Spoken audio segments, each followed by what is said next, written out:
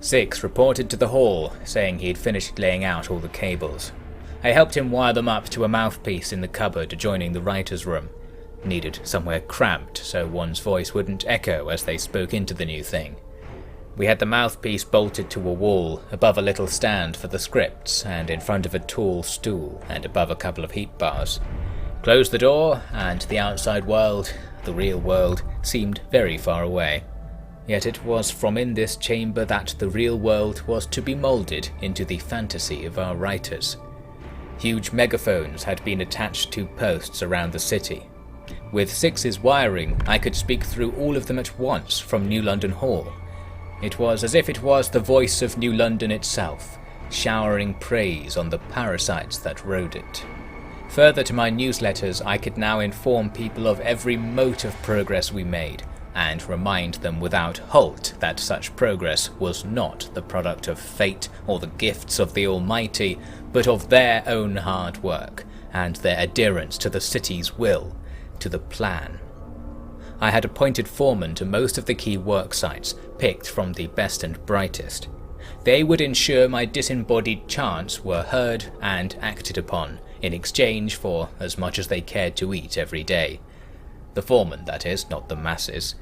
And they really were masses. My original crew were now a minority. Dummers, Atties, Babs, Yanks and mates. Not just Londoners, not just Brits, not just humans. My palate grew messier by the day. The mates, the automatons, were the fastest growing of these demographics. We had 5 up and running by the end of the 22nd day. They were doing so much of the legwork that we had a glut of idle thumbs. How could the devil resist us now? While some people used their newfound freedom to look after the children, others got to work preparing to leave. Yes, still preparing to leave, even with free food provided by my administration, even to those not required by it. In London, you were the free food. The guards locked down the streets.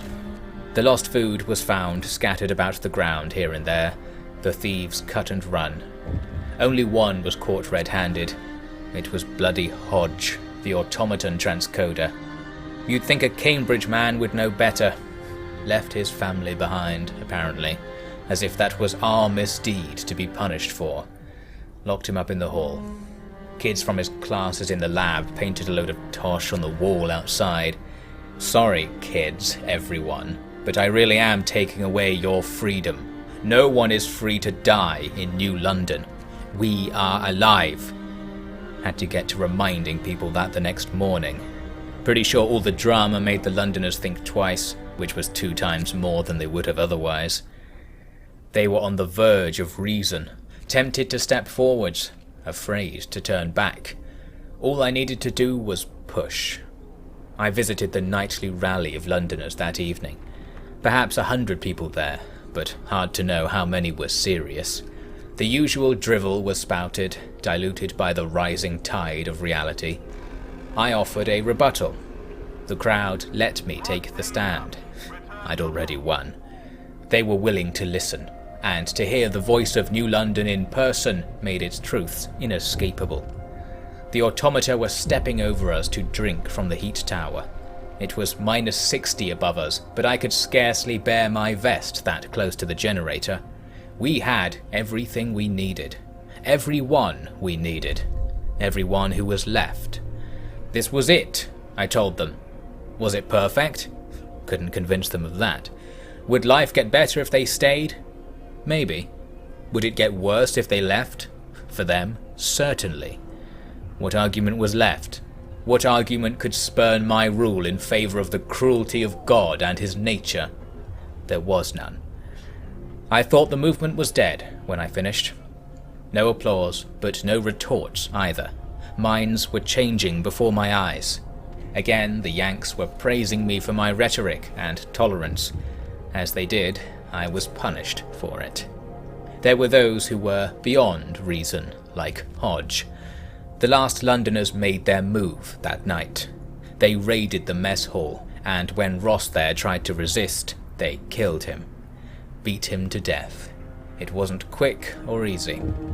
Ross could have run, but he was a firm part of New London. The time it took for those maniacs to kill him was long enough for the alarm to be raised and the hall to be surrounded. Had 20 men, a few rifles, and no patience. No fight this time. The gang of 9 Londoners was dragged out into the street and placed on their knees before me. People were gathering all around, throwing curses and more at the thieves. Then Ross was pronounced dead. Now the guards had to hold the crowds back. The masses were crying out for revenge, blood for blood. But in death, those monsters could never admit they were wrong, and others would always suspect they were onto something. So, I took a look along the line in front of me. All of them were mine, at ease that is. Picked out one who wouldn't be missed, and had him brought over to the crater-side lift.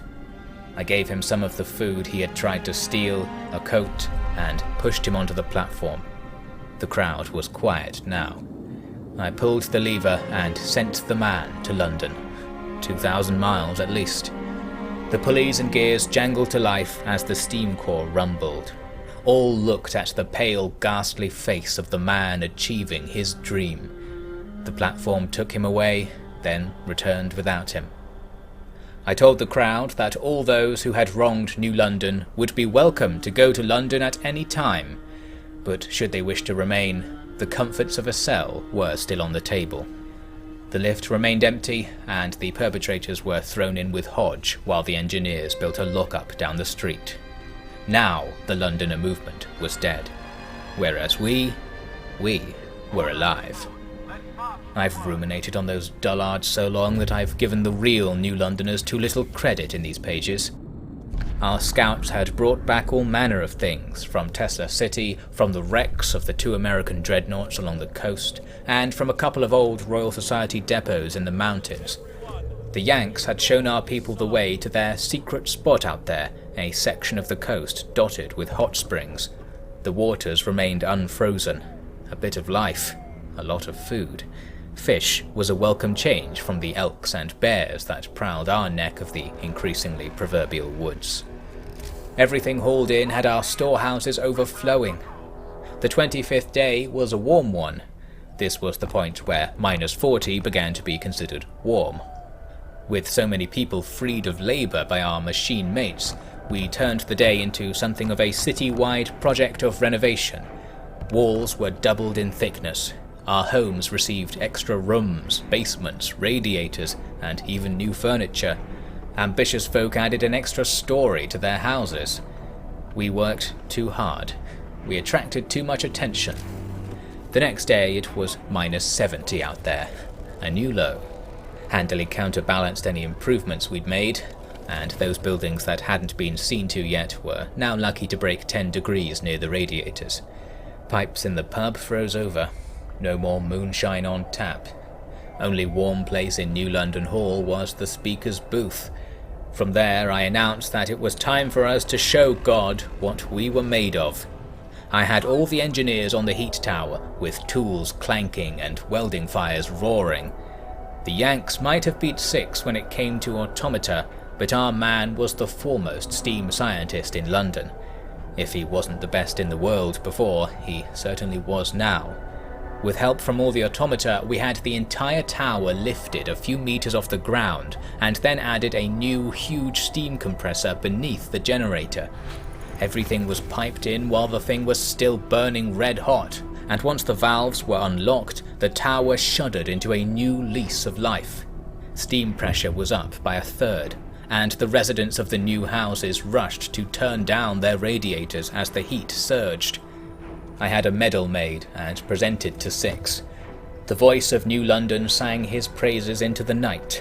Everyone was singing along. This hero of the city had not only kept us alive, but brought us closer together. In literal terms also, for all the work far out from the compressors was now done by the machines, while we huddled ever closer to the heat tower. Still alive, sorry to say, my lord. Hodge got frostbite in his cell, but aside from that, Painsworth was in among the idlers, whiling away the hours telling kids not to touch the burning radiators with bare hands. The poor idiot was treated soon enough. and while he was sat in the infirmary with a hand in a bowl of water, I paid him a visit. He descended into tears when he saw me. His refrain about his family came through the snivelling, though it was hard to make out. Well, I was the man for the job on that particular topic. Told him that family was personal. Personal didn't matter if New London, the last of the Lamplight, was at stake. Family can be remade, humanity cannot. While it was by no means as simple as that, no more complex a model was useful to us in that crater. There's the good truth and the bad truth, but on the edge of death, all fiction is good, so it's the safer bet. Hodge was freed that night. He was my man now. He was to work on the automata and listen, both to me, or the voice of New London, and to the masses. He was to do what I told him and tell me what must be done to ensure unity. Perhaps too clever a man to have as a stooge, no offence to Ollie or Chalk intended here, but clever men see trouble coming early. Yes, that's certainly true, although it wasn't Hodge who proved that true in the end, as I'll tell you later. That same night we had something of a festival. We gathered around the heat tower as close as we could bear and celebrated the end of London and the rise of New London. The conspiracy against all of us was over, and we were alive. We ate and listened to a boy play guitar over the megaphones. When the wind roared above, we roared back and drank. I didn't need to say or write anything about it. It was New London, the prophecy fulfilling itself. Finally, I knew I was right. Things didn't get strange again for a good 24 hours. Then, at dawn on the 28th day, a host appeared on the crater's edge. They were equipped like us, Royal Society chosen. They were dying, suffice to say, and didn't have much to say to us until we had them fed and bedded.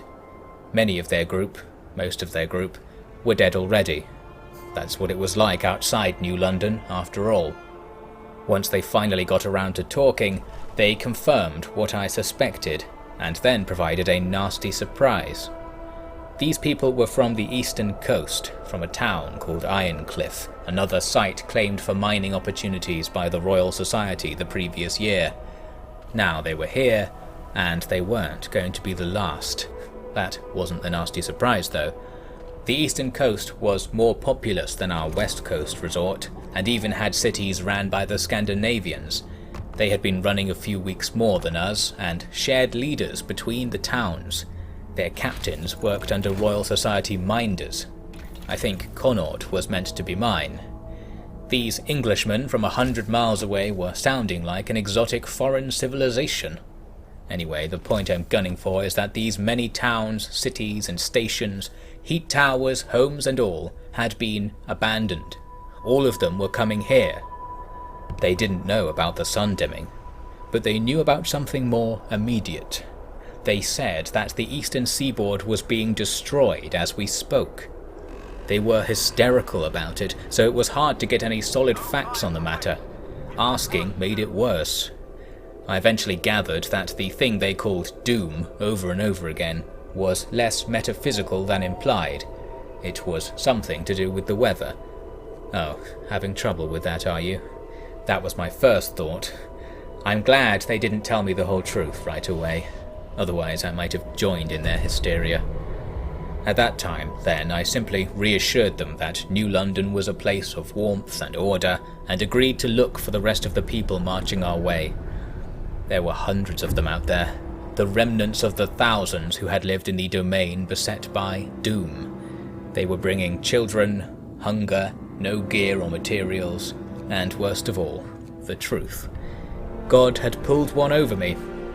This sun-dimming affair wasn't how he was going to kill us at all. Doom was far closer to home, and now made its approach at the backs of the screaming crowds, coming to beg me for salvation, to pray to me, perhaps. So be it, I thought. Let them descend into my god-forsaken realm and cower. There's warmth in hell yet.